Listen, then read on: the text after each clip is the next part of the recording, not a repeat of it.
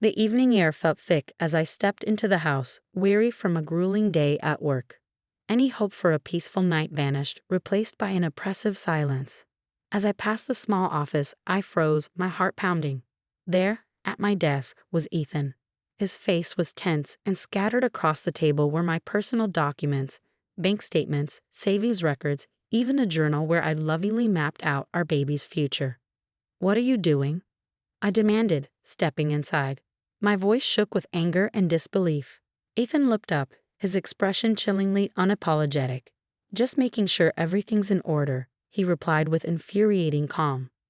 "With the baby on the way, we need to be prepared." My hands clenched at my sides. "You went through my things without asking." My voice rose, edged with rage. "You had no right." His calm facade cracked, and he stood up, his eyes narrowing. "Jessica, our finances are shared," he said coldly. "I have a right to know what's going on, especially when you're acting like money grows on trees." Confusion quickly turned to dread. "What are you talking about?" I demanded, my voice rising. "I've been saving every penny for our baby's future. What could possibly justify this invasion of privacy?" Ethan took a step closer, his gaze icy. "I'm $100,000 in debt, Jessica. Gambling debt. I need that $50,000 you've been hiding away. We have to fix this before it destroys us." The room spun around me as his words sank in. The savings I carefully set aside to secure our baby's future were now the target of his reckless choices.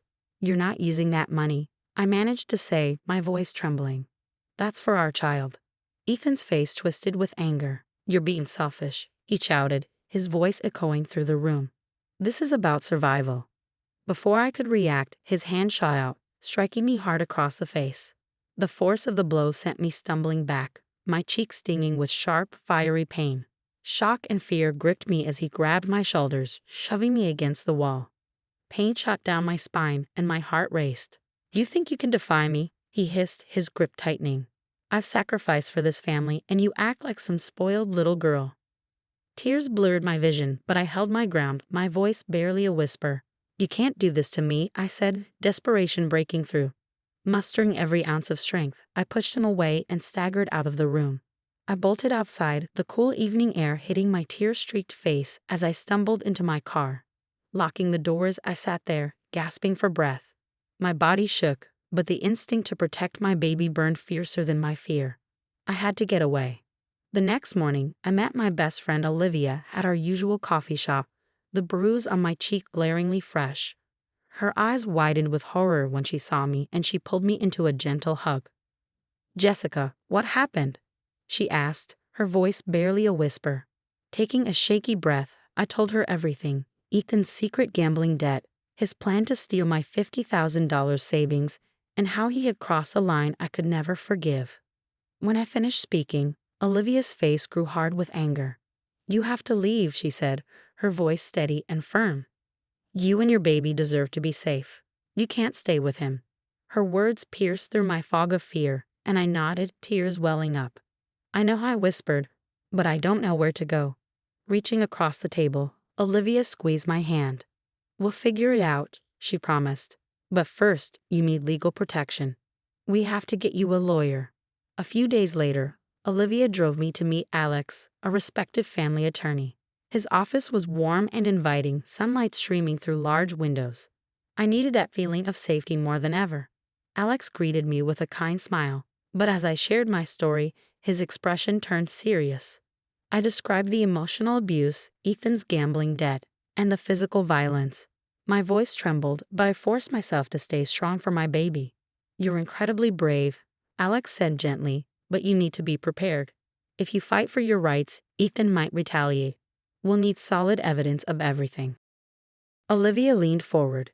"Jessica's been saving texts, photos, and journal entries for months.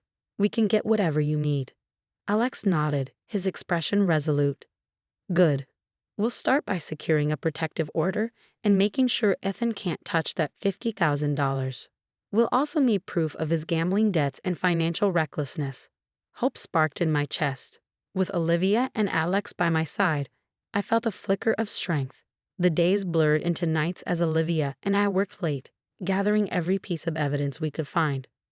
We documented text messages where Ethan belittled and manipulated me, photographed the bruise on my cheek, and found records of his gambling debts. Each piece felt like a weapon in my fight to protect my baby. One evening, I sat at my parents' house, my hands trembling as I finally shared everything with them.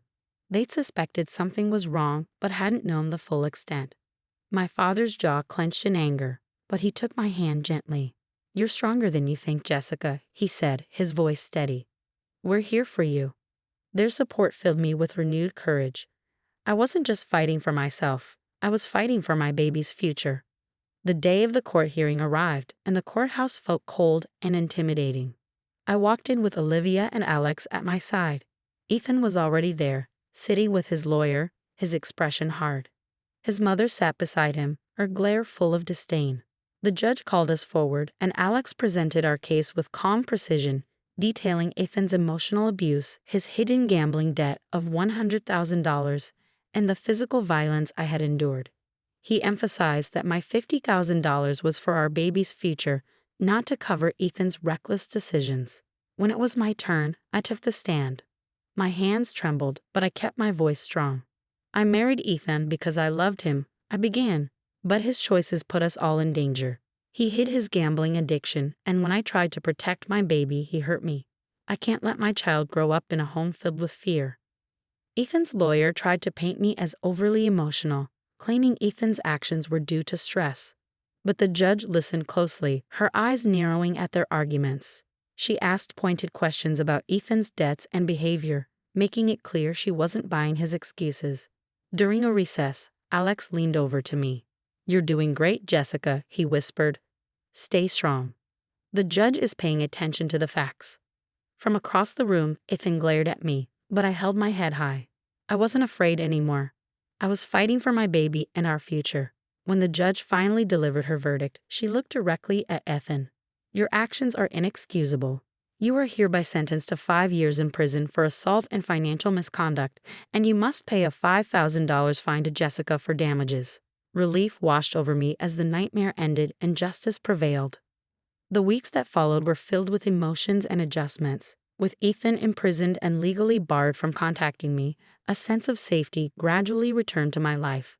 My parents opened their home to me, offering unwavering support as I prepared for my baby's arrival. Olivia stayed by my side, her presence a constant source of strength. Together, we transformed one of the spare rooms in my parents' house into a beautiful nursery. We painted the walls a soothing pastel blue, decorating with cheerful animal prints. Each small step, hanging curtains, arranging baby clothes, setting up the crib, felt like reclaiming a part of myself I'd lost. Yet despite this newfound peace, there were still nights when fear crept in. Nightmares sometimes pulled me back to memories of Ethan's rage, and I would wake up gasping, clutching my belly as if to shield my unborn child from the darkness of the past. As the autumn leaves drifted gently outside, I sat on the back porch with my father, a cool breeze carrying the scent of change. For the first time in a long while, I felt hopeful. My father, a man of few words, turned to me, his voice filled with quiet pride. "You've been through hell, Jessica, but you're stronger because of it. Your mother and I are so proud of you." Tears filled my eyes, tears of gratitude. "Thank you, Dad," I whispered. "I don't think I could have made it through without you and Mom." He placed a gentle hand on mine. "We're here for you always." A few weeks later, Olivia surprised me with a small, intimate baby shower. Only my closest friends and family were there, filling the living room with laughter, love, and pastel-colored decorations.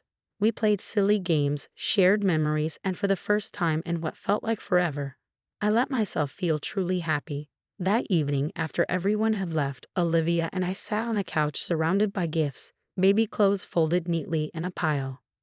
"You've come so far, Jess," Olivia said, her voice soft. "I'm so proud of you." Looking at the gifts and the colorful wrapping paper, I felt a wave of gratitude. "I couldn't have done it without you," I replied, my voice thick with emotion. "Thank you for being there, for believing in me." Olivia smiled, tears glistening in her eyes. "Always."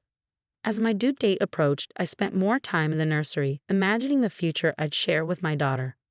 One afternoon, as sunlight streamed through the curtains, I sat in the rocking chair, my hand resting on my belly.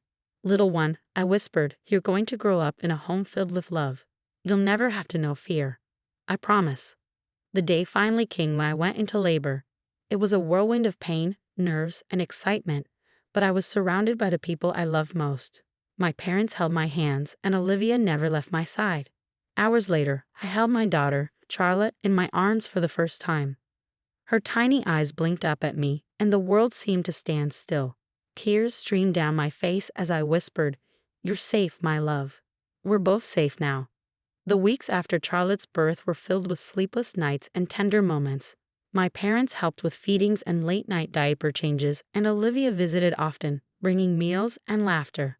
The love that surrounded Charlotte and me was overwhelming, a reminder that we'd both found a new beginning. One afternoon, as I rocked Charlotte in the nursery, the sunlight cast a warm glow on the walls. I thought about how far we had come. The pain of the past had left scars, but they were reminders of the strength I'd discovered within myself.